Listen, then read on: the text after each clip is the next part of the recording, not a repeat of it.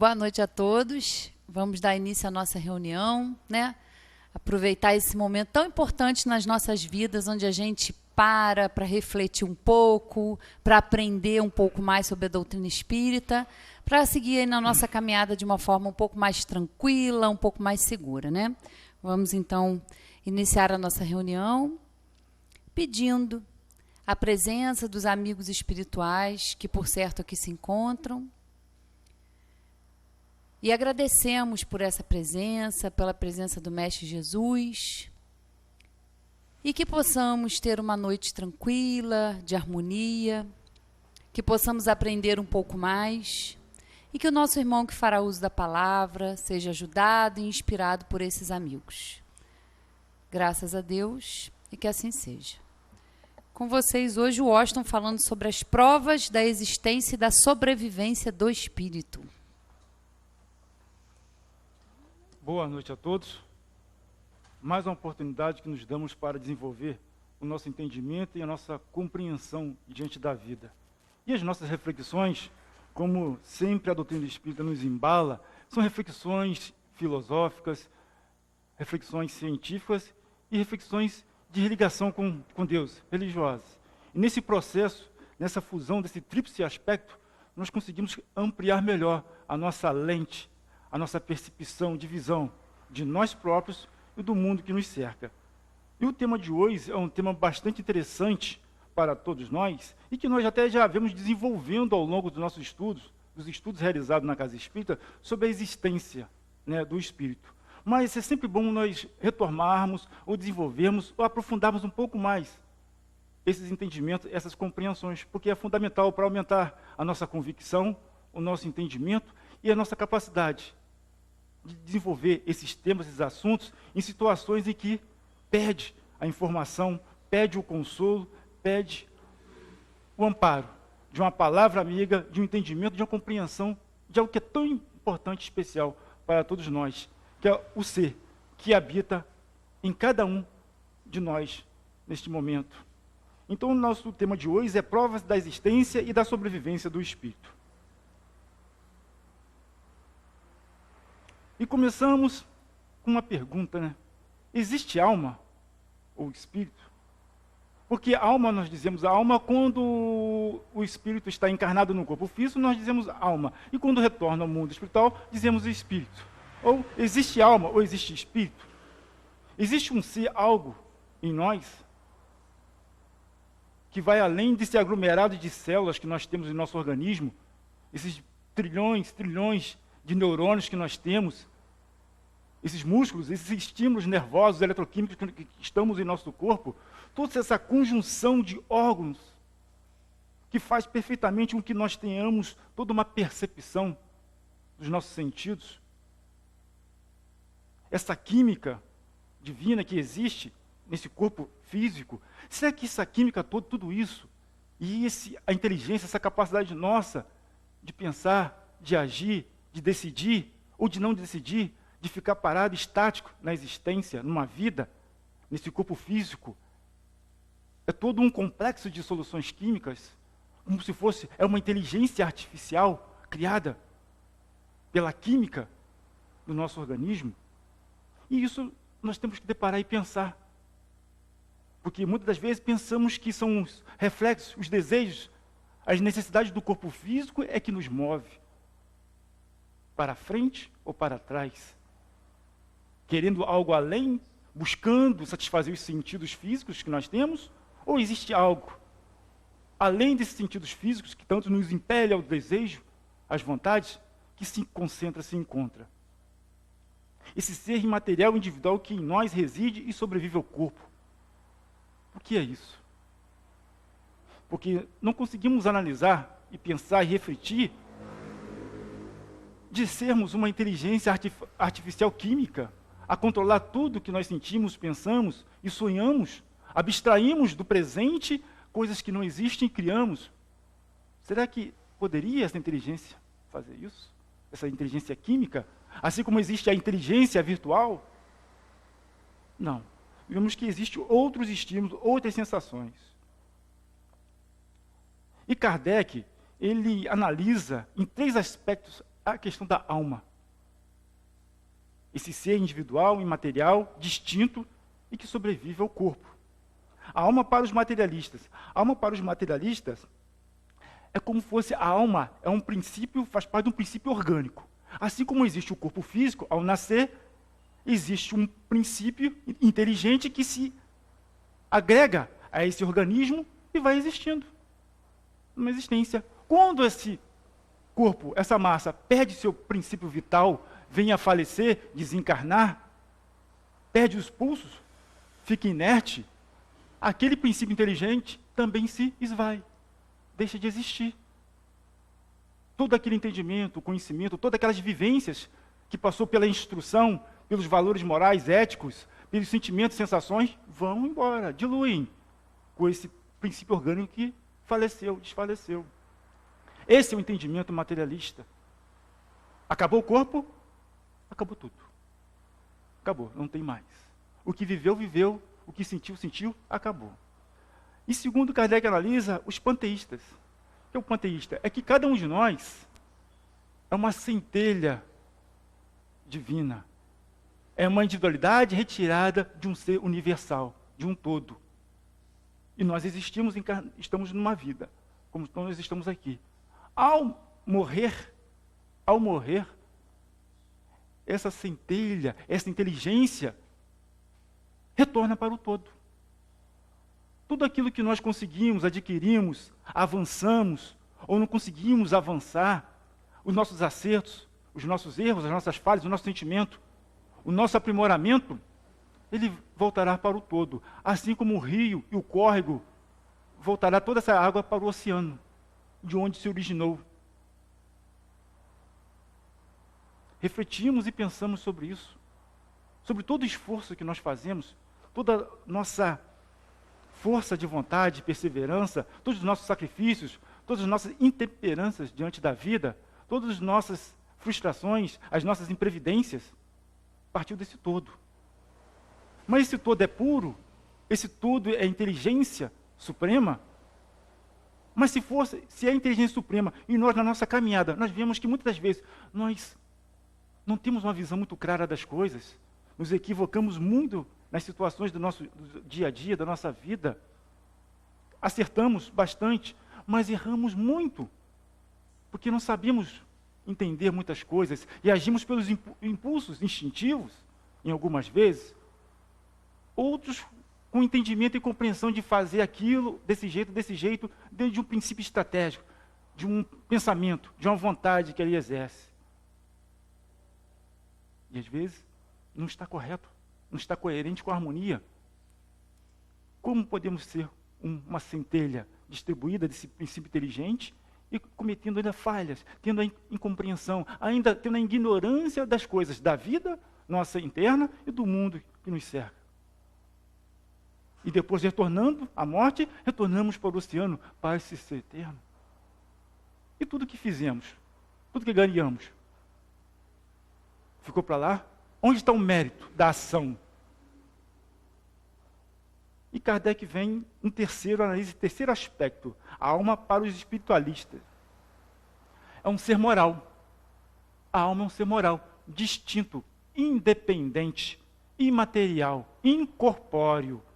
Não está ligado, atrelado à matéria, ao corpo físico. Apenas utiliza-o como um instrumento, como uma ferramenta para poder desenvolver, para poder estar em um plano físico, assim como o nosso, no planeta Terra, para desenvolver a sua capacidade, o seu entendimento e avançar e crescer.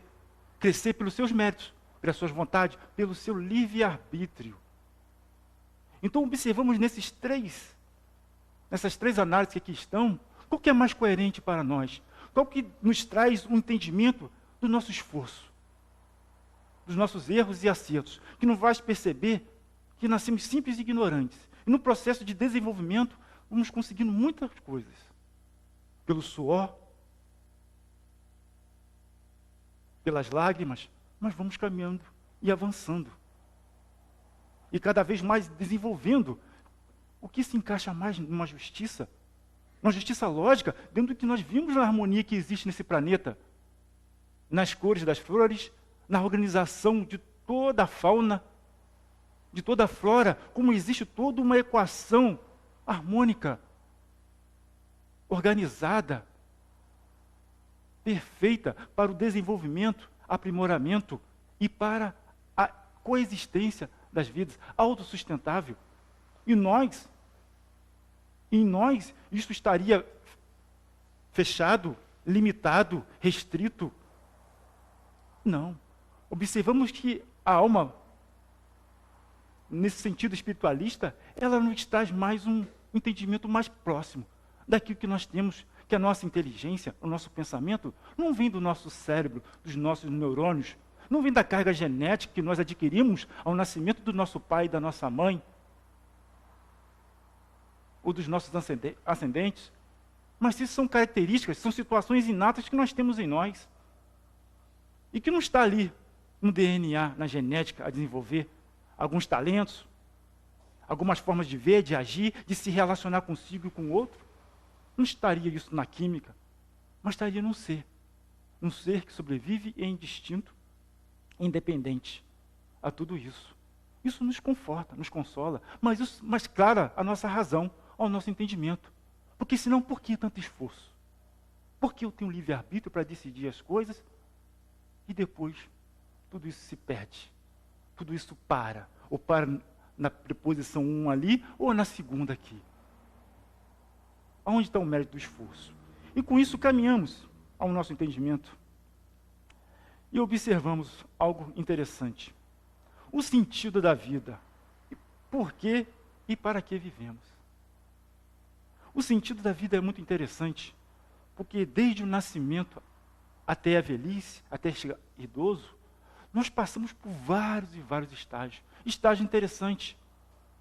Nasce uma criança. Depende de um adulto, de um ser, para cuidar, tratar. E essa criança começa a desenvolve o organismo, desenvolve a fala, a comunicação com o outro. Começa a desenvolver o seu querer, a sua vontade. Começa a se instruir e a entender e reconhecer-se como uma individualidade, como um ser que pode agir, que pode pensar, que pode decidir, que não pode querer algo, faz pirraça, tem vontade. Ora obedece, ora não obedece. E esse ser está desenvolvendo. E depois dá um salto diferencial e passa para a adolescência. Já dominando a fala, as relações familiares, conhecendo as coisas. E vem a adolescência, e vem a fase adulta, passando por experiências na vida, da instrução, das relações com as pessoas, do ganha-pão, do trabalho, da solidariedade, do esforço, do amor, da relação familiar, e se desenvolve e vem a velhice, chega a idoso. E chegando a idoso, desenvolveu muitas coisas, desenvolveu a parte orgânica, desenvolveu a parte psíquica, nessa caminhada, nessa jornada, cheia de valores, e situações, emoções trabalhadas, sentidas, vividas, com suor e com lágrimas. E aí? O corpo, já no estado avançado, já não tem aquele fluido vital, aquele princípio vital forte, e chega o momento da partida. E aí? Que salto deu esse ser? De criança ao nascer bebê, que nem sabia falar coisa, desenvolveu nessa linha, numa existência, o quanto conseguiu, quanto agora de conhecimento e informação. Isso não pode se perder. Isso tem um valor especial. Isso é importante para nós vermos como nessa linha de desenvolvimento, quantas coisas nós conseguimos absorver, compreender, às vezes não compreender pelo nosso conhecimento, pela nossa vontade, e é tão importante para o nosso crescimento. De que somos, o quanto somos capazes. E que essa alma, que se encontra nesse corpo, nós temos que aproveitar essa caminhada e absorver cada situação, mas ir à profundidade da situação, que é a alma, que é um ser que está se utilizando de um corpo físico para desenvolver habilidades, suas potencialidades imprescindíveis para o seu crescimento. E isso nós observamos por que e para que vivemos. Vivemos para transcender. Vivemos para transcender, a alma transcender, além das coisas fixas e materiais, que a dado momento são importantíssimos para o nosso crescimento, para o nosso desenvolvimento, já que nós fomos criados simples e ignorantes. Mas todos nós, fadados à perfeição, à perfectibilidade, algo tão importante e tão crucial para o nosso desenvolvimento, e que nós procuramos no dia a dia. Nós não mandamos nossas crianças para a escola, para o jardim, para a alfa, vai estudar, vai aprender, vai conhecer as leis, vai conhecer a física, vai conhecer o português, a matemática, vai conhecer todo aquilo que pode te auxiliar, vai se instruir. Se nós temos essa capacidade de querer instruir, um ser maior, aquele que nos criou, também não tem esse pensamento, não teria esse pensamento, essa forma, e muito mais dinâmica, muito mais suprema, muito mais divina nesse processo. Então nós observamos e analisamos que o porquê e para que vivemos tem um sentido, um significado muito forte, muito importante. E que nós, cada vez mais, na medida do nosso esforço, nós vamos descortinando, nós vamos tirando o véu que nos escurece e vamos enxergando mais, compreendendo, sentindo e caminhando em direção a esse algo mais. Não apenas assistindo, como um programa de TV, mas sim, nós fazemos parte, nós estamos inseridos nessa dinâmica da vida e temos que fazer acontecer. É planejar, organizar, mas também é executar, arregaçar as mangas e trabalhar.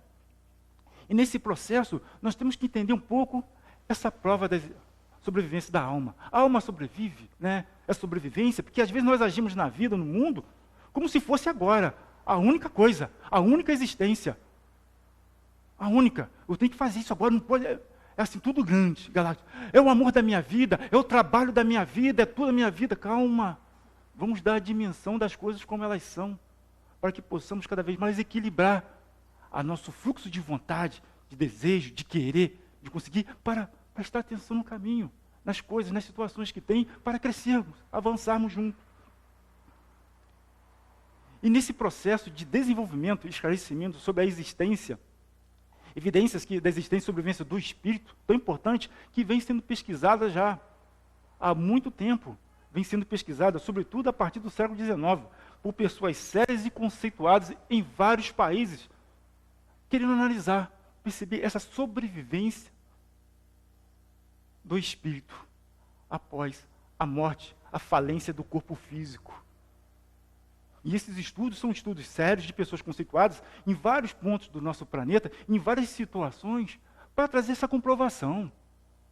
Para que essa comprovação chegue ao nosso entendimento, à nossa compreensão, enquanto seres espirituais, e que nós somos seres incorpóreos, para melhorar a nossa capacidade. E vamos aqui hoje estudar, entender, compreender algumas pesquisas, que são várias, mas algumas aqui selecionadas, para poder a gente pesquisar, entender e falar sobre elas.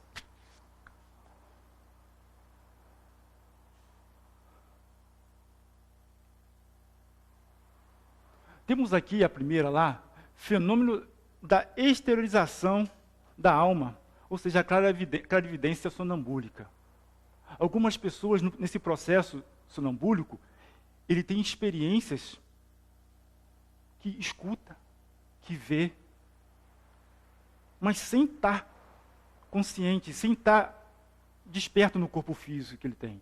Ele está tendo relações, situações, mas está com os olhos fechados. Não consegue ouvir os canais da audição, não consegue. E está agindo, está fazendo. Para isso, para entendermos que, independente do corpo físico, está desperto, ou como está ligado, né, aceso, a alma que está ali, ela está em movimento, ela está ativa. E ela independe do corpo para poder absorver, para poder ver, para poder ter os seus pensamentos. Nessa experiência, observa-se que, independente do corpo estar inerte, a alma continua ativa. Continua tendo experiência, independente dos 5 sentidos que o corpo oferece e nos para o dia a dia, esses 5 sentidos imprescindíveis. No segundo, nós vimos casas mal assombradas e transporte de objetos. Quantos assuntos, situações nós já vamos falar? Aquela casa lá está mal assombrada, a pessoa não consegue ficar lá, começa a escutar um barulho, às vezes tem umas vozes, tem um arrepio, não sei o quê. Outros, está lá naquela casa, começa a cair um barulho de pedra, começa a jogar pedra, começa a aparecer umas coisas estranhas, a porta fecha, abre. O que é isso? Será que é efeito químico, físico, da matéria, da madeira, a elasticidade, a compressão de algum material? Mas esse fenômeno acontece em qualquer momento, qualquer hora do dia e da noite, independente da mudança climática, da temperatura, mesmo não tendo ninguém, observando, não tem ninguém visível, vivo, ali acontecem essas coisas. Nós vemos lá no início do Espiritismo, no século retrasado, lá em Hydesville, as irmãs Fox, aquele processo que mudou por uma casa e começou a ter certas situações, porque elas eram médias, começou a ter várias manifestações naquela casa. Que manifestações são essas? Manifestações inteligentes, que respondia ao toque de uma inteligência perguntando ou assistindo. Vemos fenômenos das mesas girantes, que lá no início da doutrina, né, Kardec, pesquisador, coisa lá, as mesas girantes, e as mesas girantes, o que era? Era uma mesa que ela se movia e dava pancada, que era um código, 2 pancadas assim, uma pancada não, faziam um movimento, e ali eles iam vendo, e a mesa falava. A mesa falava. Ou traduzia o que ela sentia. Mas nós sabemos que a madeira, a matéria, não sente, não fala, não responde. As nossas inquirições, como você está, o que você está fazendo nesse movimento, né? O que você está sentindo com a mesa? Não. E foi pesquisando, viu que tinha alguma inteligência que manipulava aquela matéria ali para servir de um instrumento para poder se comunicar com as pessoas. E, ao mesmo tempo, ser algo que não levasse a achar que era uma farsa. Era alguma coisa ali para poder iludir as pessoas naquele momento. Então, eram coisas muito bruscas, muito assim, grosseiras na manifestação, e muito difíceis na comunicação, né? Imagine uma frase para uma mesa, tinha que dar tantas batidas para a letra tal, olha só, o quanto demorava, o quanto era complicado. Mas se viu que existia uma inteligência extracorpórea, né, para executar esse movimento. Aí vamos nas manifestações dos espíritos pela escrita. E essa a gente conhece muito bem, a gente já entende muito bem. Tem a psicografia indireta, aquela que naquela época de Kardec tinha um cesto, e no meio do cesto tinha um lápis, e as pessoas seguravam em volta, e tinha uma folha, e começavam a escrever. As pessoas só seguravam para equilibrar. E começava a escrever frases, situações, todo um contexto. Era prancheta, era uma cesta. Essas comunicações diretas que passava algum fato, alguma situação, algum sentimento, algum pensamento. E várias pessoas segurando, parece elas se organizarem e orquestrarem aquilo para sair uma palavra. É difícil. 3 pessoas mexendo aquilo ali, um puxa para cá, mas saía uma frase, saía um raciocínio. E vi que tinha alguma coisa diferente naquilo ali. Também tem a psicografia direta ou manual, que é utilizada pelo médium. O médium, através da psicografia, presta esse serviço como meio para poder o espírito se comunicar. Pode estar consciente ou inconsciente. Consciente de quê? Está escrevendo ali um texto, uma palavra, que ele está sabendo que está escrevendo. Inconsciente está escrevendo, mas ele não sabe qual é o assunto, mas está sendo utilizado para fazer aquilo. E nós usufruímos, né? Nós espíritos usufruímos muito desse tipo de manifestação, através das obras mediúnicas, né? A literatura e tantos livros relatando sobre isso, sobre esses fatos, sobre situações. E que nós, analisando e vendo, realmente, existe uma inteligência atrás disso aí. Não pode ser algo além de uma manipulação, alguma coisa, que muitas coisas refletem realmente algo acontecido, um fato. Tem a transcomunicação instrumental, TCI, que são manifestações dos espíritos através de meios técnicos, através de gravadores, através de rádio, de aparelho de TV, de fax. Então existe esse processo em que o espírito, através desse meio tecnológico, se comunica, se manifesta. Então tem alguns pesquisadores que foram para essa linha e relataram desenvolver algumas situações, algumas comunicações, intercâmbio com esse tipo de comunicação de uma inteligência. E vimos aqui experiência de quase morte, EQM. Experiência de quase morte, que é estado de morte clínica, que uma pessoa experimenta durante alguns instantes após o que retorna à vida física. A pessoa está no CTI, por alguma razão, algum fato acidental, está no CTI e, de repente, para. O movimento interno dele para, o corpo clínico corre tentando acudir, fazer alguma coisa para reanimar, não consegue e por alguns instantes dá como morte clínica. Só que nesse instante, para nós que estamos encarnados, para aquela equipe que se encontra ali, socorrendo aquela pessoa, é um instante. Mas para aquele espírito que está passando por essa situação e cujo corpo está ali para ser tratado, ser cuidado, o tempo ele é mais elástico. E nisso ele percebe toda aquela situação, aquele corre-corre que está acontecendo ali. Ele pode perceber isso. Ele pode perceber os assuntos, as conversas que estão se tratando naquele momento, naquele meio ali. Ele pode, através do desprendimento, estar no plano espiritual e lá ter contatos com parentes, com amigos ou com situações, dependendo do seu estado. Mas está ligado. E de repente ele retorna. Por quê? Todos nós estamos ligados, todos nós, essa alma está ligada ao corpo físico. Mesmo quando estamos no processo inerte, o corpo está inerte na hora do dormir, do sono, o espírito, ele se emancipa do corpo físico, mas está ligado ao corpo físico. E nesse processo aqui, de EQM, apesar de ter morte clinicamente, mas como para quem está ali trabalhando, foi tão rápido, que voltou, conseguiu ressuscitar, trazer de novo o indivíduo.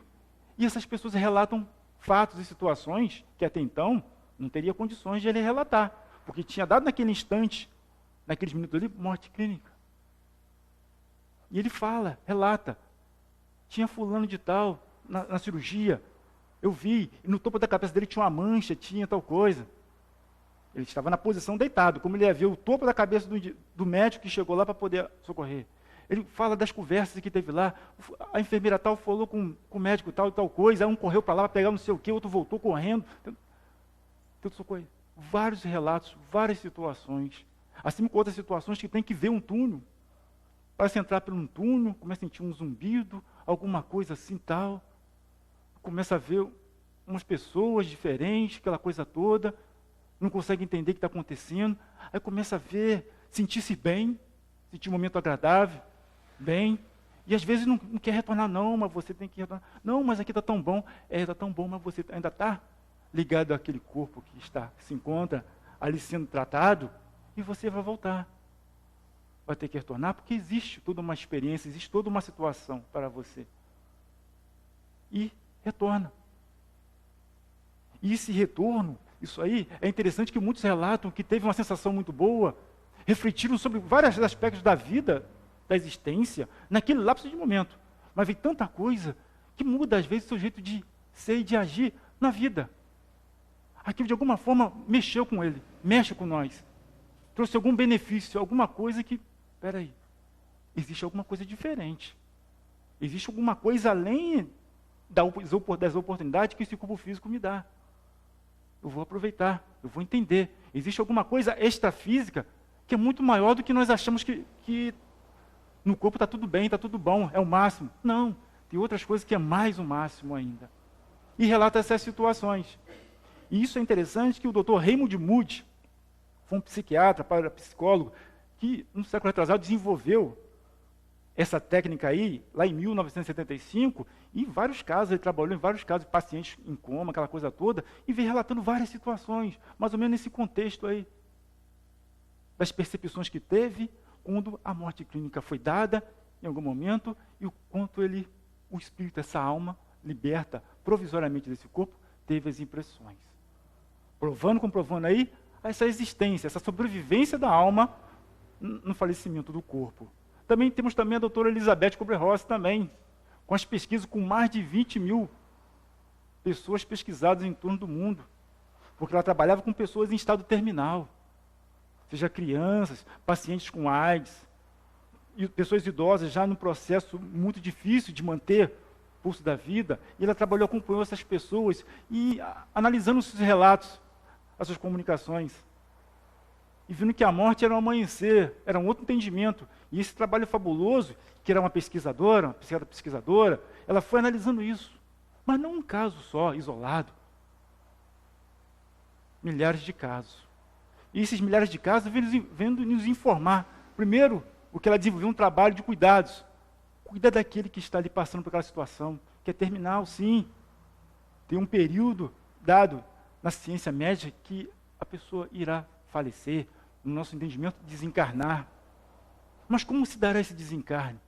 Como será essa alma, o cuidado? E ela viu que teríamos que ter um cuidado melhor, um cuidado mais qualitativo, para dar uma qualidade de vida, mesmo nessa pessoa que está em estado terminal, a não sentir toda a dor, todo o sofrimento, toda a comoção num nível alto, mas sim ter um processamento brando, de carinho, de amparo, de amor, de tratamento adequado à situação que se encontrava. Ela mudou completamente a forma de pensar e de agir na medicina, com esses estudos aí, fazendo o nosso olhar da humanidade, a entender mais esses pacientes, essas pessoas que estão em estado terminal e nem por isso devam ser colocados à margem, nem por isso não precisa mais fazer nada, deixa, vai para casa e fica lá e acabou. Não, acabou com isso. Porque ali existe um ser espiritual, além daquele corpo físico, que merece respeito, merece carinho, merece humanidade, para que possa fazer uma passagem, para que possa sentir-se querido, em qualquer estágio que esteja da vida, ou na plena saúde, jovem, moço, na idade mais madura, ou na idade mais avançada. E que alguns até não gostam de falar, né, melhor idade, né, não tem melhor idade nada, melhor idade é a idade jovem. Não, a melhor idade é a idade que a gente está pulsando, a nossa mente, o nosso entendimento, o nosso equilíbrio, a nossa força de criar, de progredir, de crescer, está ativa. Isso independe do número da idade, se é 15, se é 23, se é 45, se é 88, se é 100. Porque o que anima não é o corpo físico, nem a estrutura do corpo físico, que pode estar desgastada com o passar dos anos. Aquelas células, quando é novo, que se regeneram rápido, muitas células já morrem, saem e vai regenerando outras, já começa a diminuir. Mas a cabeça, o entendimento, a compreensão da vida, a dinâmica do seu entendimento, continua ainda a ter força, a ter energia, a ter capacidade propulsora.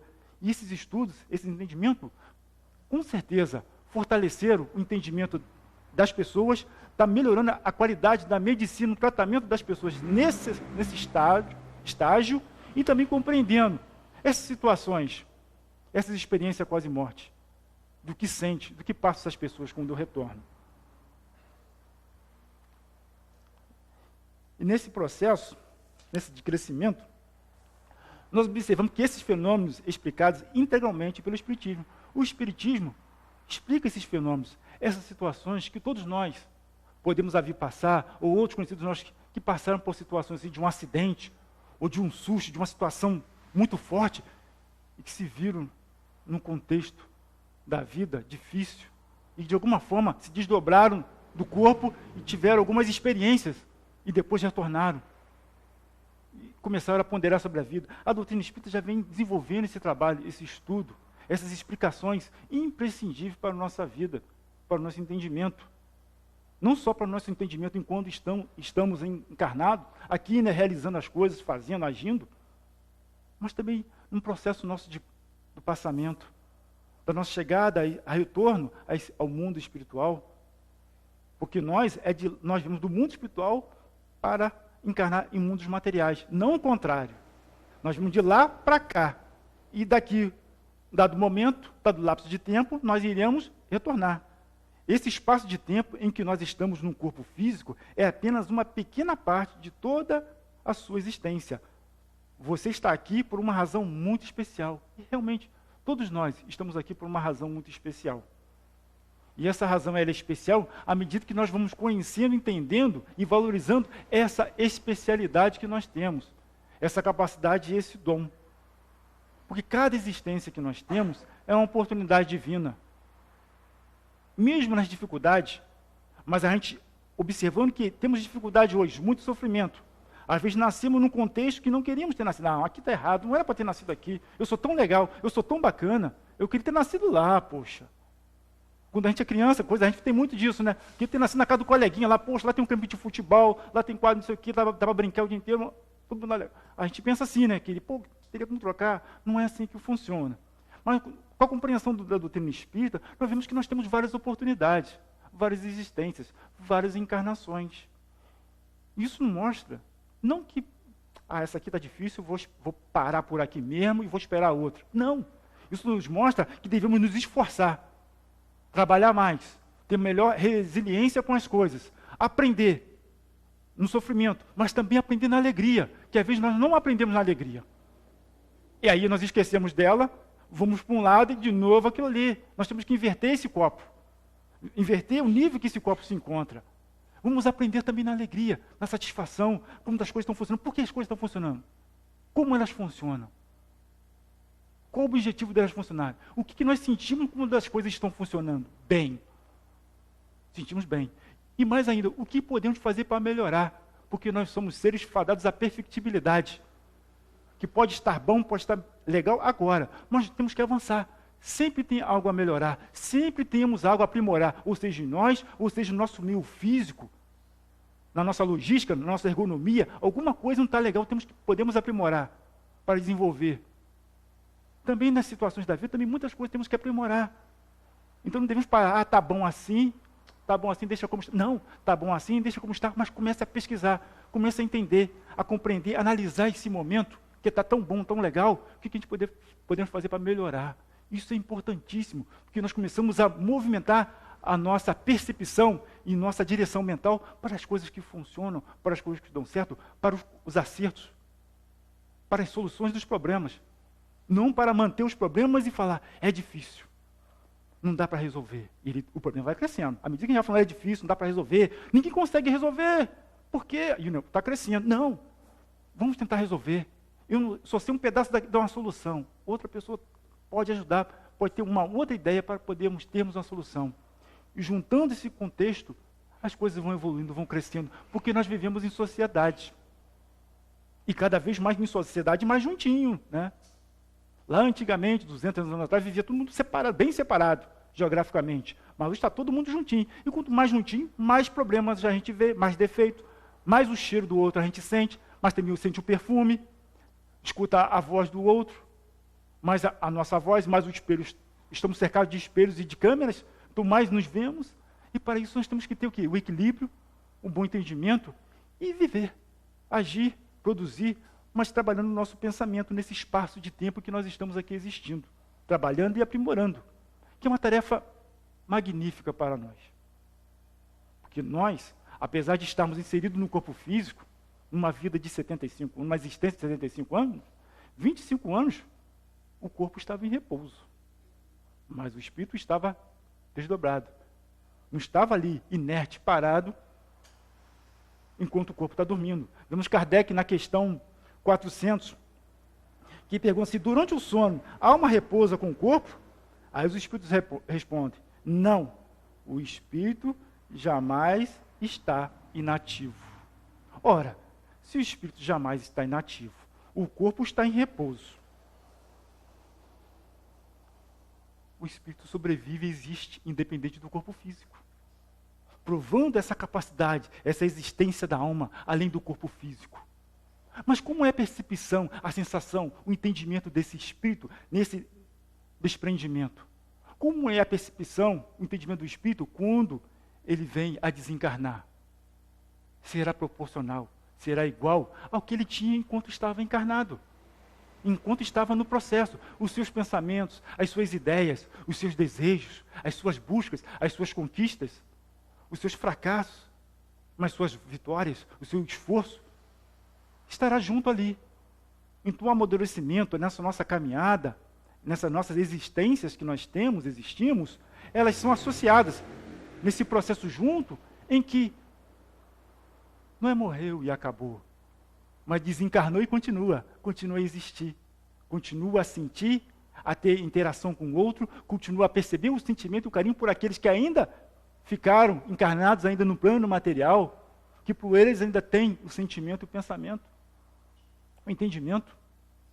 Isso é importantíssimo para o nosso conhecimento, porque muitas vezes nós sentimos a saudade, sentimos a falta daqueles que estavam junto de nós, que tínhamos uma boa relação, ou se não tínhamos, mas tínhamos o carinho e o conforto de ter uma pessoa para conversar, para sentir, para nos cuidar, nos tratar, e que agora não se encontram junto de nós fisicamente. Mas se encontra, ainda encontra-se existindo, encontra ainda numa individualidade, que tem sentimentos e pensamentos, e que também zela, pensa em nós, trabalha por nós. E nesse processo, nós vimos como todos nós estamos interagindo, somos todos unificados pela divina justiça do Pai misericordioso, que nos dá a oportunidade da vida para o crescimento, para o desenvolvimento cada vez mais trabalhoso para nós todos. Mas esse trabalho é um bom trabalho, assim como Jesus disse. Nós existimos, nós viemos para uma batalha, mas não para uma batalha de sangue, de espada, mas para uma batalha de suor, de lágrimas, de esforço, de comprometimento, de capacidade, de superação, de desenvolvimento das nossas potencialidades. E esse desenvolvimento das nossas potencialidades é imprescindível para o nosso crescimento, para a nossa evolução e crescimento. E as pessoas às vezes perguntam assim, quando a pessoa, muitos perguntam, quando o espírito está em coma, o que acontece? Para onde que ele vai? Que às vezes acontecem situações que a pessoa fica em coma, às vezes não um pequeno instante, alguns minutos. Tem pessoas que ficam em coma, às vezes meses, às vezes anos nesse processo. Continua esse espírito ainda ligado a esse corpo. Mas devido ao corpo estar num processo tão inerte, o desprendimento acontece. Mas esse desprendimento ele vai acontecer numa razão bastante interessante. Vai ser proporcional ao conhecimento desse espírito, das suas realizações. Se é um espírito comprometido com as coisas materiais, muito apegado à vivência, às coisas do mundo material, aos bens, ao poder, tudo isso, ele não consegue distanciar muito da situação desse corpo. Ele fica muito ali ungido com o corpo, sentindo, percebendo ali todo aquele contexto, aquela situação, sofre, sente, fica preso, como um passarinho na gaiola, apesar da gaiola estar aberta. Porque existe um processo de trabalho que é para ser feito, é para cada um de nós desenvolver.